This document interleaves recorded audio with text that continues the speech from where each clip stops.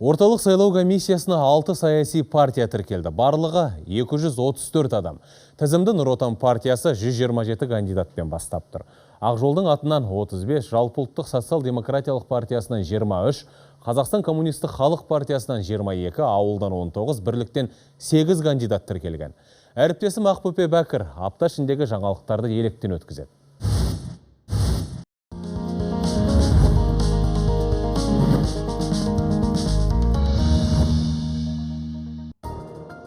Нұр Отан партиясының республикалық қоғамдық қабылдауына келушілердің саны артып келеді. Былтыр барлығы 90 мыңға жуық өтініш түссе, әр 5-шісі шешімін тапқан. Осы аптада қабылдауда болған азаматтардың бірі баспана мәселесін шешуді сұраса, екіншісі кезінде көмек қолын созған үшін нұр отандықтарға алғысын айтты. Сондай азаматтардың бірі Қытайдан көшіп келіп Астанадан емдеу орталығын ашқан қандасымыз Қайрат Айдархан. Игі шараның ауқымын кеңейту мақсатында былтырдан тұрғындардың өтініштерін скайп арқылы қабылдау іске қосылды. Бүгінде бұл бастаманың арқасында шалғай елді мекендердің тұрғындары өз сауалдарын тура мемлекеттік органдарға жолдау мүмкіндігіне ие болды. Партияға өтініш акциясы аясында бір жылда 65 шалғайдағы пошта байланыс бөлімдері арқылы 150-ден астам онлайн режимдегі қабылдаулар өткізілген.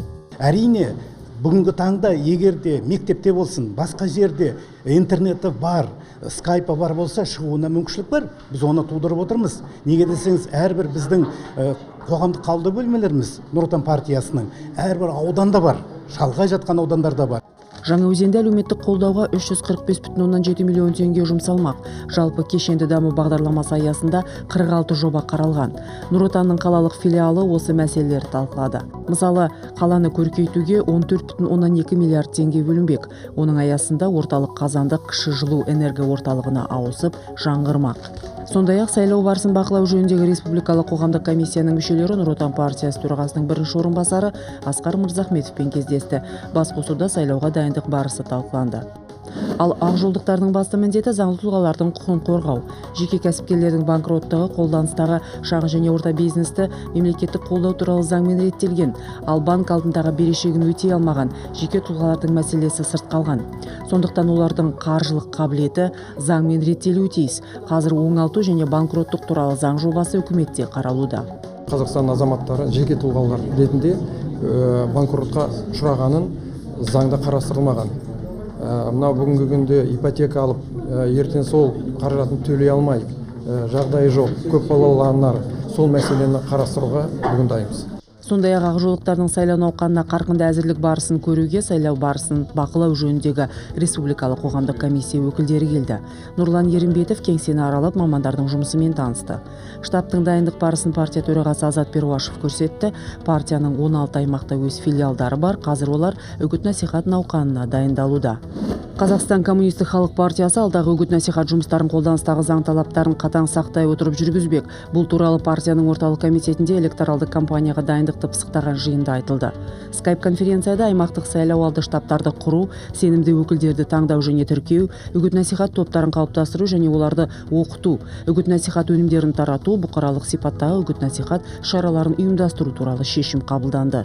Біздің сайлау алды бағдарламамыздың негізгі бағыттары алдағы үгіт-насихат жұмыстары кезінде толық көрініс табуы тиіс.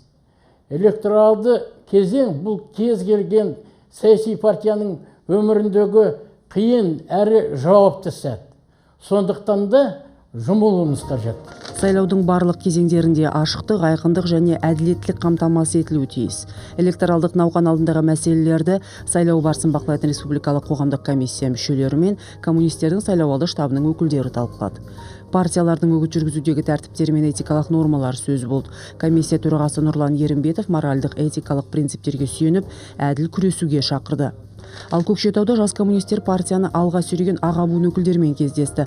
Батыс өркениеті жастарға кері әсерін тигізуде, әрі олардың бойына жалған дүниетаным қалыптастыруда, деді кездесу барысында Тұрғын Сыздықов. Біз жас партияластарымызға маңыздылығын жоймаған коммунистік ұстанымдарды сіңіруіміз қажет, деді саяси ұйым өкілдері. Бірлік партиясының аймақтағы барлық филиалдарында қоғамдық қабылдау бөлімшелері ашылды. Азаматтар партия мүшелеріне мазалаған сұрақтарын қойды. Тұрғындар көбіне білім алу, денсаулық сақтау және қоршаған ортаны қорғау мәселесін сұрап, тиісті жауап алды. Қоғамдық қабылдау бөлмеміз алдағы уақыттарда да өзінің белгіленген уақытыменен қызмет жасайды. Таңғы сағат 9-дан бастап кешкі 18-ге дейін біздер осы қабылдау бөлмелерінде сайлаушыларды оларды толғандыратын сұрақтары бойынша қабылдауға дайынбыз. Бірлік партиясының өкілдерімен сайлау барысын бақылау жөніндегі республикалық қоғамдық комиссия мүшелері де кездесті. Басқосуда сайлау кампаниясына қатысты бірқатар маңызды мәселе талқыланды. Комиссия өкілдері заң аясында сайлауға қатысушылардың құқықтары сақталып, науқанды ашық әрі әділ өткізу керектігін айтты. Ал партия төрағасының орынбасары Болат Байқадамов саяси ұйым парламент мәжілісі мен мәслихат сайлауына алғаш қатысатынын айта келе, ұйым атынан түсіп отырған кандидаттар жүйелі жұмыс жасайды деді. Ауыл халықтық демократиялық патриоттық партиясы да үгіт насихат жұмыстарына қызу дайындалуда. Астанада саяси ұйымның орталық аппаратында барлық аймақтық штаб жетекшілері мен мүшелері үшін тренинг өткізілді. Арнайы шақыртылған заңгерлер онлайн семинарда сайлау туралы заңның негізгі талаптарын түсіндірді. Әсіресе мәжіліс және жергілікті мәслихат депутаттарын сайлауға қатысты баптарға ерекше көңіл бөлінді. Үгіт насихат кезеңіне дайындық кезеңі болып отыр қазір. Соған байланысты көп іс-шаралар істелініп жатыр. Осы мына штабтың өзінде күні бойы, түні бойы шаршамай мына біздің мүшелеріміз сол қызметтерін істеп жатыр. Сайлауды бақылау жөніндегі республикалық қоғамдық комиссия өкілдері Ауыл халықтық демократиялық патриоттық партиясының мүшелерімен де кездесті. Қоғамдық комиссияның төрағасы Нұрлан Ерімбетов пен партия мүшелері сайлау науқанының маңызды тұстарын талқылады. Ақбөпе Бәкір, Жеті күн.